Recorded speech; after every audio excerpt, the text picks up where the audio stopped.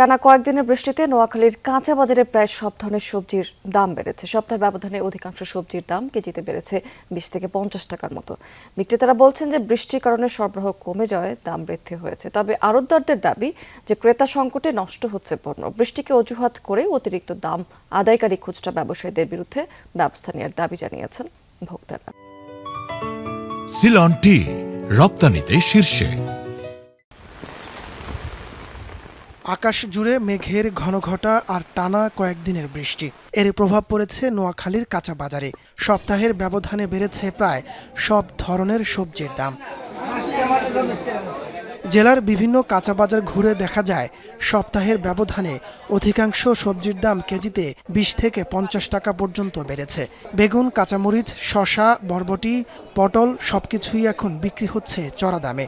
এতে সবচেয়ে বেশি বিপাকে নিম্ন ও মধ্যবিত্তরা।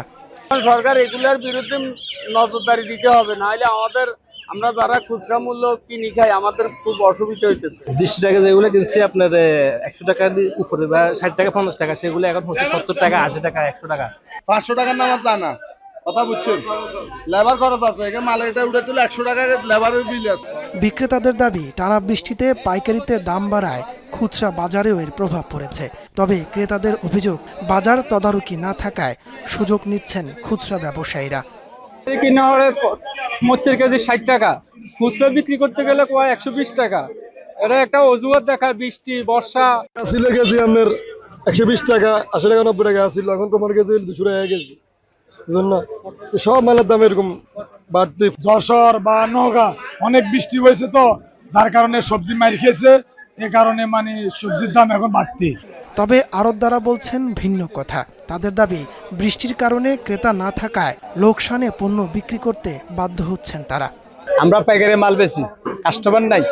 20 টাকার মাল 15 টাকা বিক্রি করতেছি, আর খুচরা দোকানে মনে করো 20 টাকা কিনে 30 টাকা বিক্রি করতেছে।